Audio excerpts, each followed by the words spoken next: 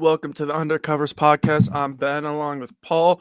Connor is out for the night, which is a little disappointing because of the I know. breaking news that happened today. I wanted to hear his reaction from our resident Yinzer, but we'll get right into the show tonight.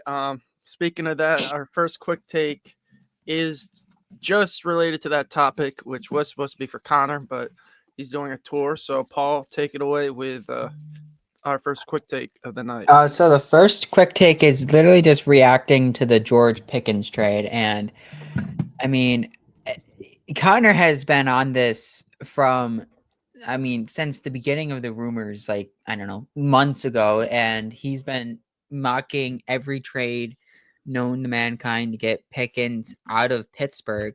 And he was talking to me last night about George Pickens, is that he kind of felt like at this point after the draft, he felt like George Pickens was probably going to stay in Pittsburgh because one he actually didn't ask to be traded. And then this morning and early last night we started to hear the rumblings of a trade, and then he gets traded early this morning. And it's interesting to me because with this trade is how the Steelers wide receiver room is kind of set up, because you could say George Pickens was the best receiver in that room, and now they kind of lose like their wide receiver one, and they're kind of wide receiver by committee right now, kind of similar to like the Bills offense in some way. Well, they just got DK Metcalf, in case you already Right, that forgot is true. that. So, I mean, he should be the de facto wide receiver one. I mean, he Right. possibly could have been the wide receiver one, um, even with Pickens. But, I definitely have some reservations of this. Yes, you know, he's in a contract year. Maybe he didn't Mhm. ask out. It did sound like the Steelers wanted to get rid of him from all reports. But to me, like, it's just like the same issue they had last year, other than they have DK Metcalf under contract past this year. So, yeah, that helps. But who's their wide receiver two? I mean, Calvin Austin has shown some flashes, Mhm. maybe not sustainable enough to be a go-to number two. I mean, I'm sure they'd Mhm. love to see what they got out of Roman Wilson, a guy that a lot of us Bills fans were high on last year, but for whatever reason, injuries and whatnot, couldn't get on the field. He really was a no-show last year. I mean, I'm not going to write him off after just 1 year in the league, but to me, Mhm. I think it would have been interesting to see what they could have had with Pickens and Metcalf together. But now it's just like uh, Metcalf and a bunch of guys. I mean, they still don't have their quarterback. As you saw, I mean, they could go after another Mhm. name released today, which I guess will spoil it because I did want to touch it later with the Bills news. But Gabe Mhm. Davis, apparently the Steelers have had some interest in him when he was a free agent last season, and or last year before the season, and now he is a free agent. And I mean, they definitely need bodies in that room. I Right. mean, Lazard's also rumored to be traded there, especially if the Rodgers rumors ever come to fruition. Mhm. So it is interesting because it definitely does not make Pittsburgh as appealing of a spot for Rodgers or whoever else if their receiver room stays as constructed. But yeah, I mean, I kind of it was interesting. I mean, I think they should have done it during the draft, so they could have used the pick they got to shore up the position. Yes, can never count on a rookie to replace a guy like Pickens, but I thought Pittsburgh lost a trade if I was to grade it. I think Dallas is an interesting Mhm. fit, especially because they're already paying CD and they do have to pay Parsons. So are they just going to have Pickens as a rental? But even if it's not a bad option. They needed help in the receiver room desperately because outside of Lamb, who else do they have in their True. wide receiver room? I mean, they traded for Jonathan Mingo last year, and it's crazy. They basically almost gave up what they got for George Pickens for what they got Mingo for. And I know Mingo has a Mhm. lot more control because I think he still has 2 more years left on his rookie deal versus Pickens. this is last year of his rookie contract. So when they traded for Mingo, he had a lot more control. But just think, going off the two players side by side, I would definitely think Pickens would be a lot more than Mingo. Yeah, Pickens definitely probably would cost a little bit more because, production wise, he's been a really, he's been a consistent player that's been getting snaps and been contributing to the Pittsburgh offense for the last little while. And you look at you look at the Cowboys room with CeeDee Lamb and George Pickens. That's a decent room, and it really comes down to if with Dallas, if they want to keep Pickens, is how much they want to pay Micah Parsons. And I don't know what Jerry Jones is thinking, because I guess Micah Parsons and George Pickens both have the same agent, and I guess that was the agent Jerry Jones never heard of until he finally spoke to Micah Parsons' agent just before this draft. So that's going to be an interesting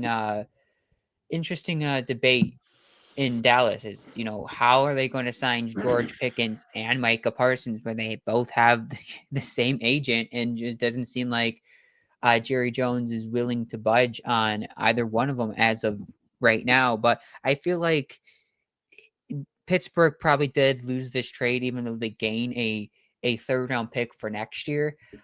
I kind of like it, maybe from the perspective if they're going to try to trade up for a quarterback next year. I mean, Drew Aller is probably coming out next. Drew Aller is probably the top quarterback in the class next year.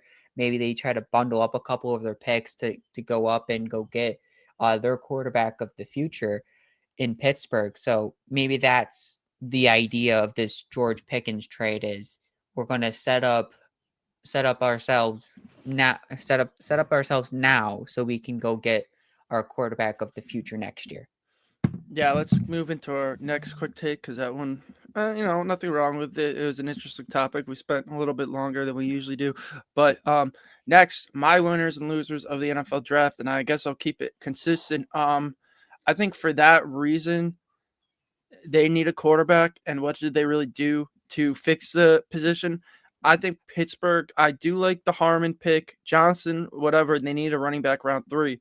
But, I mean, Will Howard was fine for round 6 for where they got him. But, I mean, I think Pittsburgh should have been the team to go after Milroe, because they desperately need a quarterback badly. And I just think, I'm looking at the Pittsburgh Steelers, not the biggest fan of. I mean, I like Harmon, but I just think for what they needed, quarterback was not really addressed early enough for me. And keeping it in the division, I'll go out another loser. I think the Cincinnati Bengals, like, they just had a very meh draft to me. I think Shamar Stewart was drafted a little high. They didn't really address the offensive line enough, other than I think a 3rd round pick.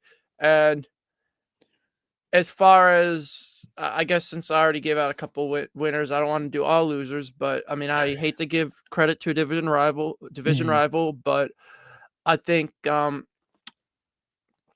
the Patriots really knocked the draft out of the ballpark, getting Will Campbell, franchise left tackle, Travion Henderson, and Kyle Williams, a guy a lot of us liked. They got some good late value too between Joshua Farmer, Braden Swinson, guys who some people picked to go in round 3. So, I mean, they got those guys late. So I did like what New England did. I also think Arizona had a very strong draft, adding Walter Nolan, to add some interior pressure, a guy to go next to Calais Campbell, and as well as where they got Will Johnson. Like, that was just fantastic value. I mean, he was a top 10 prospect for much of the draft prospect in the process. Sorry.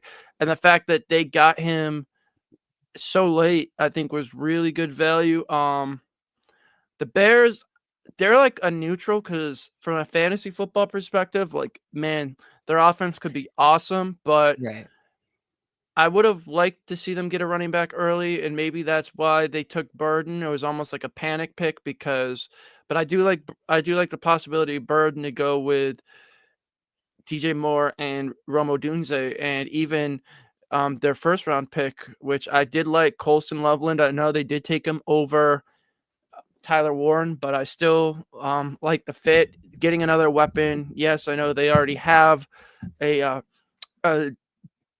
almost called him Dalton Komet. Sorry. Uh, is it Cole Komet? It's Cole Kmet, yeah. Sorry, I was just thinking Dalton Kincaid because the Bills kind of did the same thing. They already had a Dawson Knox, Mhm. and they drafted a receiver Yeah. type in Kincaid, and what the Bears Loveland got and in Loveland. Kmet. So I mean, Loveland Mhm. Komet should be fun, but then Mhm. they got Ozzie Trapillo to help that offensive line, which they did a lot of work on in free agency and trade. So I was a big fan of what the Bears did. Maybe the running back would be my only knock on them. Mhm. Dallas as well. I thought, you know, Donovan Azuruke and Tyler Booker were very solid picks to build the trenches up.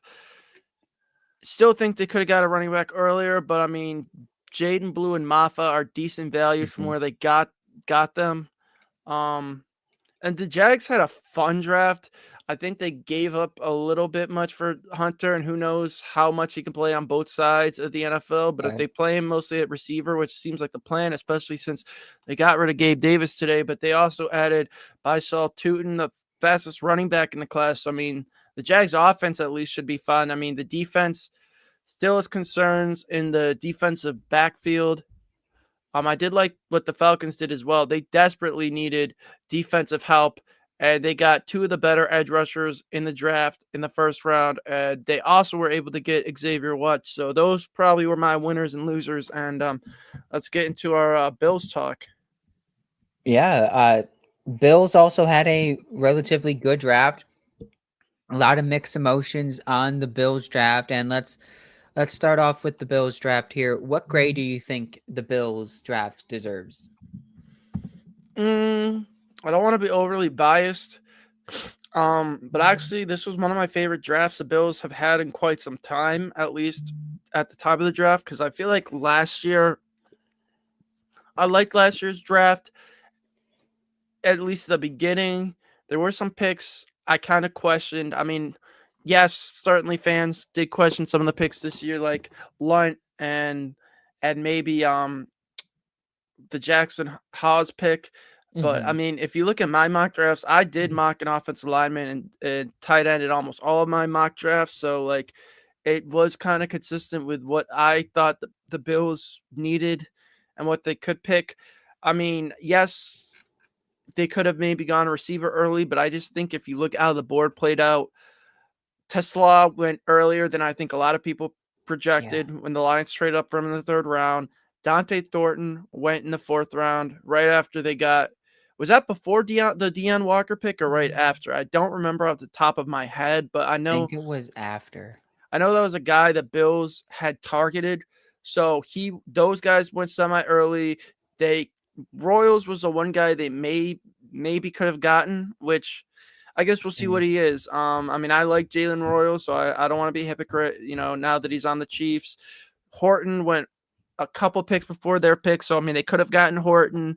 Other than that, like I feel like those were really the receivers they targeted, and maybe Bond, but Bond still has to resolve whatever legal issues he's facing. And you know Right. what? Deontay The Thornton Bills. went the pick above Okay, Walker. so it's possible the Bills could have were targeting Thornton and he got snagged from them, but it is still possible to come away with Isaiah Bond. And if you were to, say yes, he's an undrafted free agent, but if they still can add Bond somehow, and you add him to the current class, I think everyone would have given this draft class an A+. But Yeah. as it's constructed, I would probably give it a B+ to A-. Yeah. It wasn't a sexy draft. It wasn't flashy. You know, the Yeah. Bills kind of checked all their needs and then some. A lot of fans said look for a double dip at D tackle and corner, which did happen. Landon Jackson, who just seemed such a Bills type prospect through the entire Mhm. draft process. Then the fact that the Bills either defensive line coach or assistant defensive line coach had to work out with him in Arkansas. Like it was just a very predictable Bills pick, and I love where they got him because I even said draft day that the Bills were taking him round one, which was a little bit of a hot maybe overly of a hot take, but I wouldn't have been shocked, to be honest with you, just because of how the Bills draft, and he Mhm. has such a big ceiling. But I think with the fact they got him, that might be the best pick of the draft, and it does depend how he pans out. But I am excited about him. He has some Max Crosby like intangibles. He still has to put Yeah. it together, but I think him next to Rousseau can be a potential scary pass rush duo if both of them can hit their ceilings. Yeah, speaking about Landon Jackson here, I just found this tweet on Landon Jackson and Greg Rousseau. Greg Rousseau 6'6", Landon Jackson 6'7", 264 to 266. And so like if you look at their 40 splits, 458 to 468, and a 165 to 158 10 split. So I mean both players have the ceiling of being a really good edge rusher for the Bills, and especially if you want to put, Greg Rousseau on one side and you have Landon Jackson at the other side. I mean, that could be a killer 1-2 punch. And then right in the middle of your defense is TJ Sanders and Dean Walker. So I mean, that could be a really elite defensive line, maybe in about let's say in about 2-3 years when these guys start fully getting full snaps and fully developing. You know, where I kind of start looking at the Bills draft is their first four picks, and I said this last night, and I'm going to say it again. And I've been saying this a couple of times throughout the our draft process here. Is the Bills really needed to hit on their first four picks, and I feel like the Bills hit on all of their first four picks, and it's not really a draft where in past drafts you really can't say like the Bills really hit on their first few picks. This draft, you can say that because I feel like each one of these players has the upside of being really, really good on the Bills' defensive line. And you get a guy like, Maxwell Harrison to go be cornerback two to Christian Benford. So I mean, the Bills really solidified their defense for now and for the foreseeable future. And Agreed. where I grade the Bills draft, I kind of in your range, but I'm going to give it a solid B. I feel Okay. like it's a So a little bit very lower, but still respectable. Yep. yeah. I give it a B. Just if it's a very Brandon Bean Buffalo Bills type draft, it flows really well. Just the first four picks to me carry this draft rather than I think the bottom few picks, kind of confuse me. Like, drafting a tight end 3 over receiver and picking, Well, I think it was no, how the board worked out. right. That's why. I mean, the Bills did need a tight end 3, though. We talked about it with Dean coming on the Hmm. show. Like, I mean, yes, I know a lot of people love the idea of Davidson, but Davidson really hasn't made it shake in the NFL yet. So unless he really surprises and has a great camp, I mean, I think he's more of a practice squad guy. Yeah. I feel like the Haas pick is probably was to uh I feel like the Haas pick was it feels like if you look at I believe how the board went in that draft is that think the 49ers a few picks afterwards went blocking tight end, and that's where the Bills probably thought threatened is that if they didn't pick the tight end 3 there, they would have missed out on a really good replacement for Quentin Morris and to solidify their back end of their tight end room.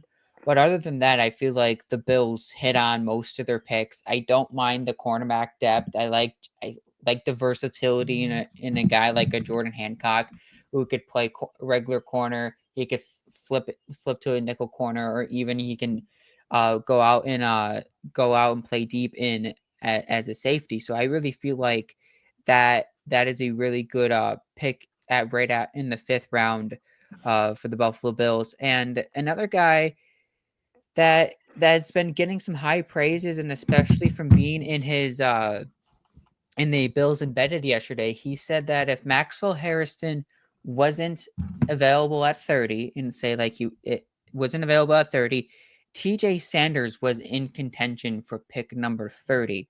So Wow. do you think the Bills do, do- did Do you think the Bills reached on TJ Sanders, or do you think he was valued at a spot?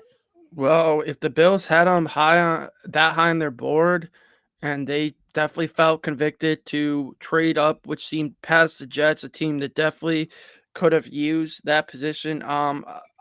If that's where the Bill look, I can only give my predictions based on what I watched and read, and I mean, guys had them ranked differently, Mm-hmm. um, based on who what draft site you were on or whatnot.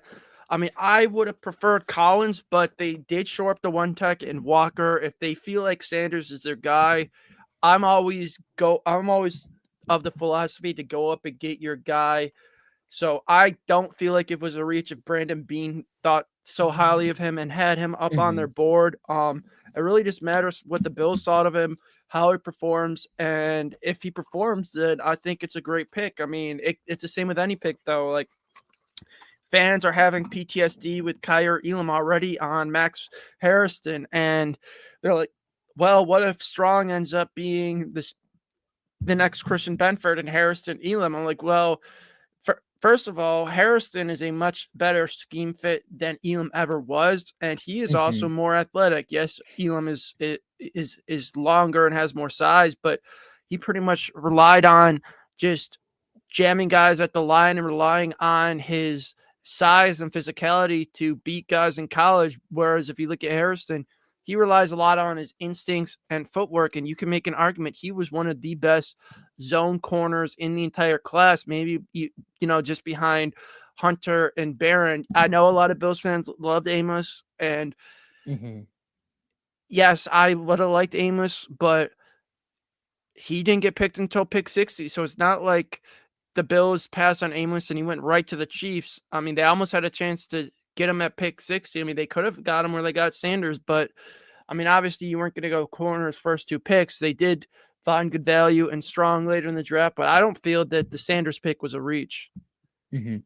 I don't think it was a reach either. I feel like if, like kind of you said, if the Bills feel like that was a pick that were really high on, and it seemed like they really were high on TJ Sanders. If Harrison wasn't available at 30, he was in contention for pick 30.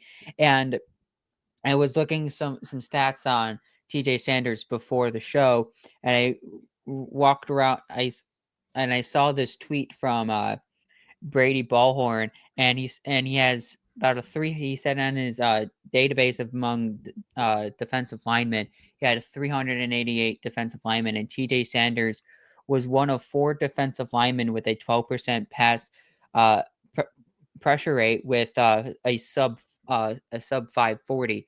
So I mean the question with T.J. Sanders is could he be a reliable pass rusher, and just based off that, he's one of four defensive linemen with that 12% pressure rate with a sub 540.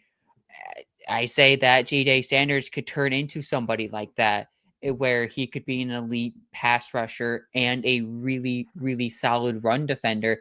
And I feel like that's what the Bills really did with T.J. Sanders, is that they're betting on his upside in the pass rush, and then they're really just going to bank on him being a run defender. And you look at the Bills season this year, they're going to have to be facing a lot of run heavy teams, guys like Saquon Barkley and Derrick Henry. So the Bills grabbing run defenders in this draft is not a bad idea at all.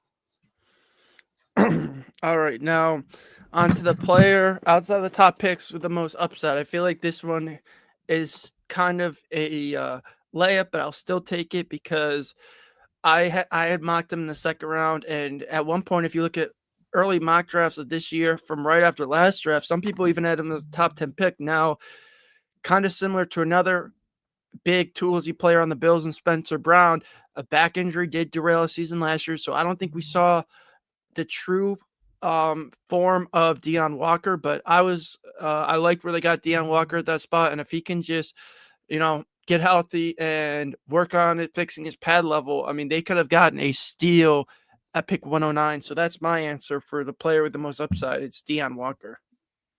Yeah, that was the guy that I literally was going to go the same way as well.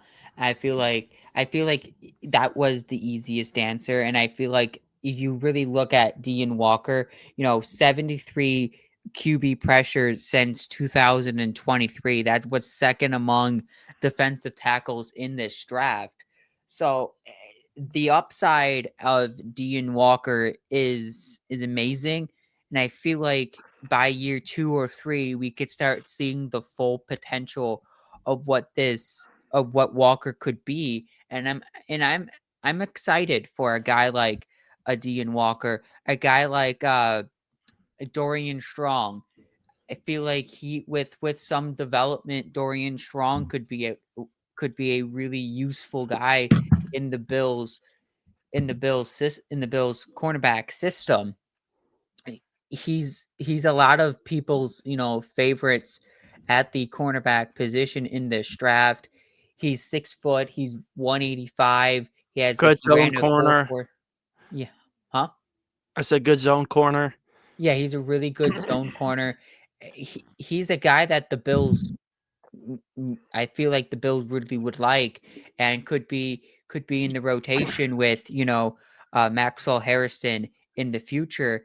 And then if push comes to shove, it turns out to be that Harrison and Strong could possibly be Harrison Strong and Hancock are your new three corners if push comes to shove. If the Bills feel like they need to move it in a direction after Christian Benford, but that's nowhere near or there. It's just a lot of security blankets for the Bills moving forward. I feel like that's what this draft was a lot about. It was securing the future of the defense, and I feel like Bean really hit on a lot of those picks. Yeah. Speaking of the draft, I know a lot of people were upset with the lack of receiver, but Bean did address it right away. You can make an argument that the player they brought in, Elijah Moore, I didn't mean to make this a pun, but he has more upside than anyone they would have gotten late day 3, potentially day 2. So he's still only 25, has a great route tree, can play inside and outside, 4.3 speed, has never played with a quarterback even close to Josh Allen's caliber. So I'm excited actually with this Elijah Moore pickup. He's a player I've kind of liked for a few years. We also have Gabe Davis available too. I mean, I guess if you want to touch on that, that's like a really hot topic, Yeah. with Bills fans, very polarizing.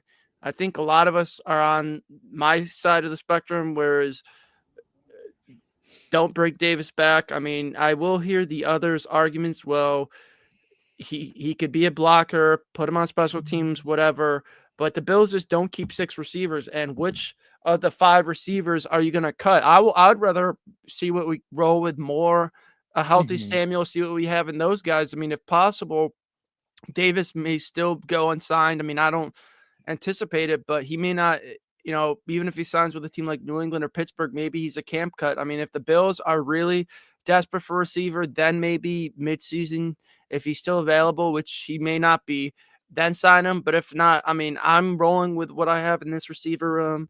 I like the upside of some of the guys. Hmm. And I think for the best role for Elijah Moore is, I think, just to kind of play the Amari Cooper role last year, maybe have him and Palmer split with that. But I actually I'm I'm more excited for Elijah Moore than Curtis Samuel, even though I still want to see what a healthy Samuel brings to the offense. But I just like the possibility of having guys who are separators, guys who could play on the outside. They bring speed and yak to the offense, good route tree.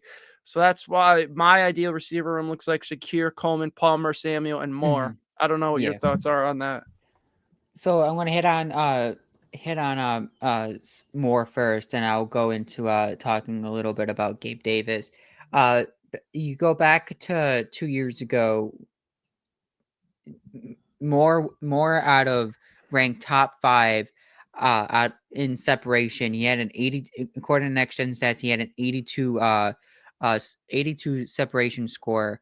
That was top 5 among receivers. That include AJ Brown, Garrett Wilson, Tank Dell, Keenan Allen and Brandon Ayuk. So even playing with quarterbacks like Joe Flacco, Zach Wilson, etc., Elijah Moore has been able to separate and he's been able to provide production to the receiver room. And I feel Mm-hmm. like that's what the Bills need to the room. And I feel like it could turn into a more like a Amari Cooper type role, like you mentioned, and really just be that one guy that continuously provides separation to the Bills room, and that can open up the middle of the field a lot for guys like Dalton Kincaid, guys like Khalil Shakir. I mean, sometimes you could probably throw Curtis Samuel over the middle once in a while because if he's healthy and he's going to be a slot receiver for the Bills.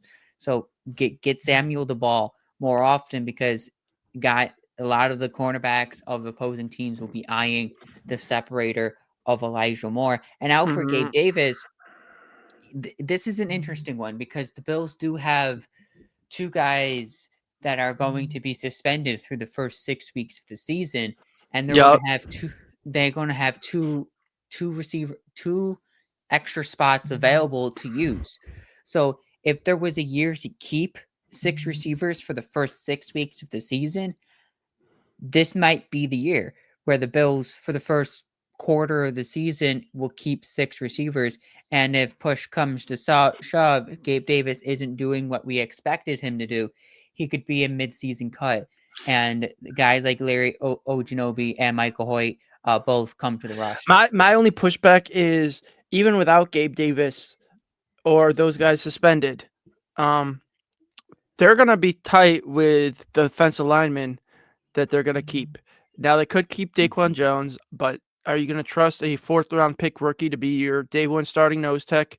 Obviously, you're gonna Right. keep Oliver, Carter, and unless they IR Walker, which I don't see them doing. So you're gonna keep those 4 guys plus Sanders. That's 5 D tackles.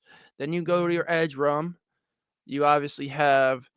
I think they would like to keep Solomon. I don't see them cutting Solomon, especially after he made the team last year. So you have Javon Solomon, you have Rousseau, you got Bosa, you got who else am I missing?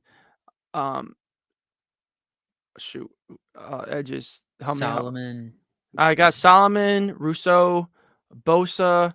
Oh, Landon Jackson. Yeah, Landon Jackson. Landon Jackson, and then So Bosa, Landon and I guess Epinesa. Jackson. So I mean, I Solomon. guess you Yeah, could Epinesa. Yeah, yeah. just get away with just. I think that's it for the D linemen. I mean, I guess you could maybe get away with 10 D linemen, but you weren't keeping 12 D linemen to begin with. So the spots, they're going to have to do some roster finagling anyways in order to Mm-hmm. open up spots, even if they do decide to keep Ogunjobi and what they do decide to do with Hoyt. But I mean, this is just my opinion. I mean, just Mm-hmm. looking at how it's constructed, I just don't see a open spot for Davis. And I mean, I think you drafted a tight end, so you'll keep 3 tight ends um, plus Reggie Gilliam. So I don't know. I just don't see Could it you really. see maybe Gabe Davis being like a camp body? Could see if he could earn a Maybe, but spot. Like, I the Bills think always love extra competition. yeah, but I see him probably going to a team where he has a better chance to make the roster, even the Giants or the Mm-hmm. Jets, Yeah, the who Giants are don't pretty have so many receivers on the roster. So I don't know. I don't see it um the Bills being the best fit other than he used to play for the Bills. Um but let's move on because there's a lot of discourse going around about Dalton Kincaid, and you know how I feel about him. And I don't think it's necessarily. I think the durability is part of it. I think it's just the fact that he's not super athletic and he's not a great blocker. So you pretty much have to only play him on passing downs. But the problem is he's the type of player where you're going to dictate your tendencies to your opponents. So when he's in, teams are going to know you're passing, and when you have Hawes out there, they probably know you're going to be running. And I think Hawes has a real shot with his blocking prowess to take the field on early downs from Dalton Kincaid, even early in the season. They drafted him for a reason. He's an elite blocker. I mean, obviously Kincaid, the stories are written on him, but he is going to definitely have to come into camp and definitely show that he's improved as a blocker. And even, I think his hands were questionable last year, and he's supposed to be so sure-handed coming out of Utah. That's the two things I need to see from Kincaid is that he's cleaned up those drops, and that also his blocking skills have improved. I'm a little concerned on Dalton Kincaid. I feel like he could Really? his upside. He still has the upside to me. I feel like if he gets a few things right, I feel like he could be a really elite tight end for the Bills.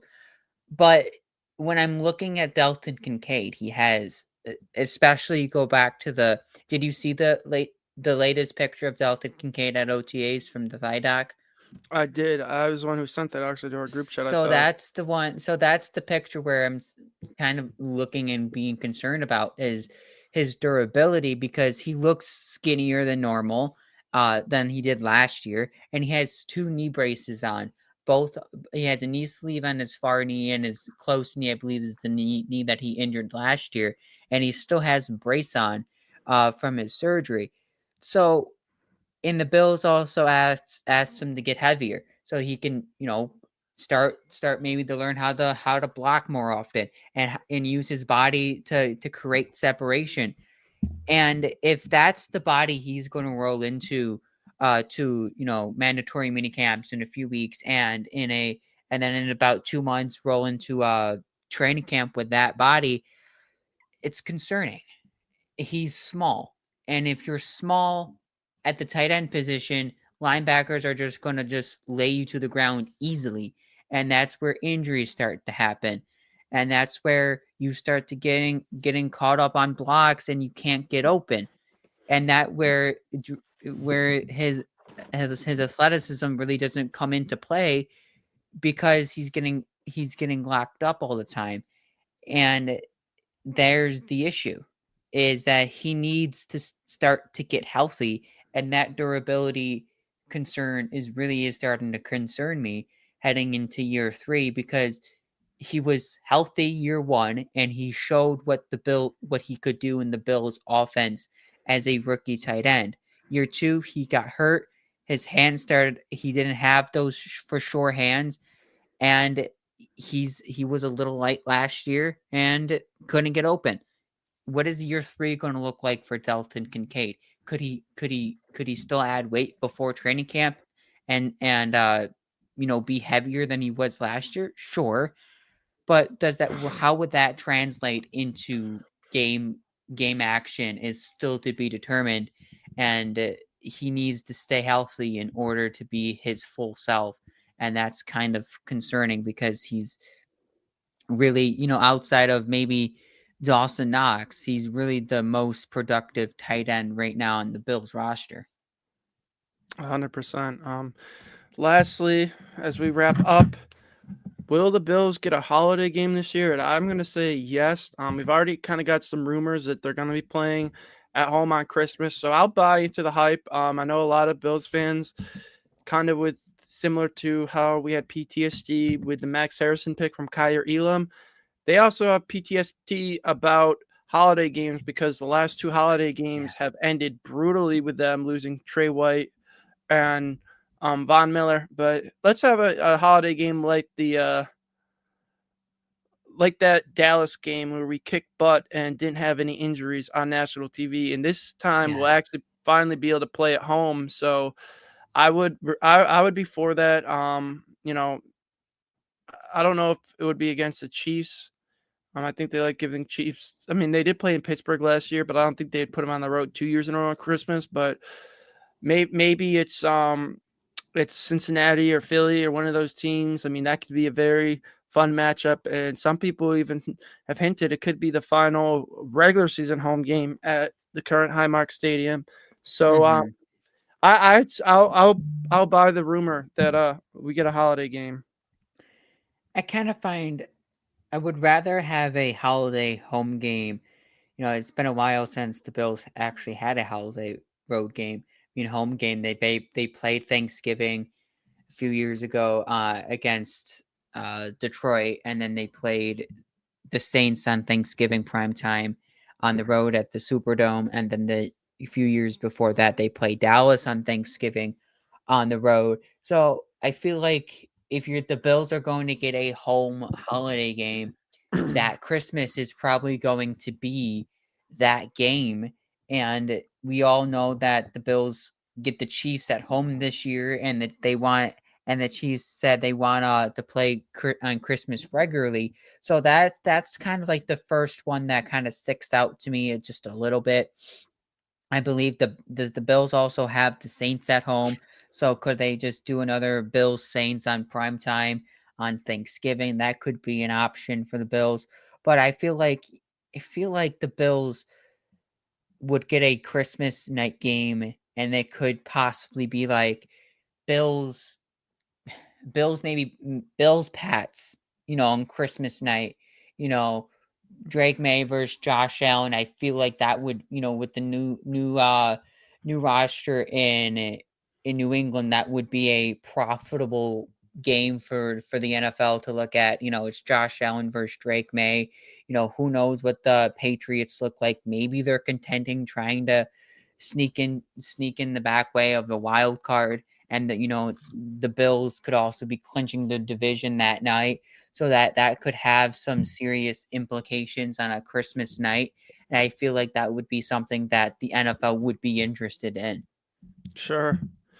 Yeah, that should, I mean, we missed our post draft show last week, and we finally were able to do it this week. Obviously, we're missing Connor, and I still want to hear his thoughts on the Pickens trade when he comes back next week. But I mean, he did have a Connor's take last night, so I mean, we did kind of Yeah. get to hear what his thoughts were. Um, Next week, I think next actual Wednesday is when the schedule comes out. So maybe next week we do another mock schedule because I think Yeah. we have done it in the past. So Yeah, we've done in the last few years. Yeah, mock schedules. so just something for fun, something different. But yeah, I mean, let's do a mock schedule next week. Get Connor's actual reaction to the Pickens trade. And I believe kind of a shorter show tonight, but that should wrap everything up for tonight. Thank Mhm. you again for tuning in to our audience, and go Bills. Go Like, Bills. comment, and subscribe. Go Yes, Bills. go Bills.